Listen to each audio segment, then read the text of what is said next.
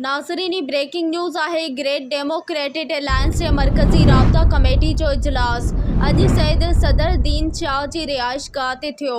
इन हवाले सां तफ़सीलात मालूम कंदासीं यूसुफ आसकान मंगरियो खां। जी यूसुफ, कहिड़ा तफ़सीलात आहिनि, आगाह कजो।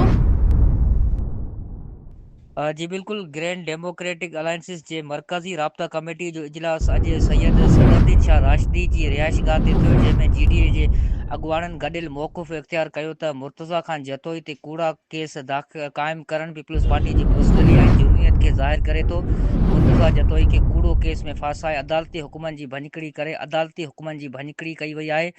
GDA पीपल्स पार्टी जे अॻुवाणनि ऐं ज़मीनदारनि पुलिस ऑफिसरनि ख़िलाफ़ क़ानूनी कार्रवाई कंदे इजलास में डॉक्टर सफ़दर अब्बासी, ज़ैन शाह, मसरूर खान जतोई, सरदार अब्दुर्रहीम, हसनैन मिर्ज़ा ऐं ॿिया शामिल हुआ। मरकज़ी राब्ता कमेटी जे अॻुवाणनि चयो आहे त GDA जी मरकज़ी अॻुवान मुर्तज़ा खान जतोई खे आज़ादु करणु अवलियत तरजीह आहे ऐं जेकॾहिं जल्द इंसाफ़ न ॾिनो वियो त GDA पंहिंजे मुस्तक़बिल जी सियासी हिकमत अमली जो ऐलान कंदी। जी ठीकु आहे यूसुफ, तफ़सील ॾियण लाइ महिरबानी।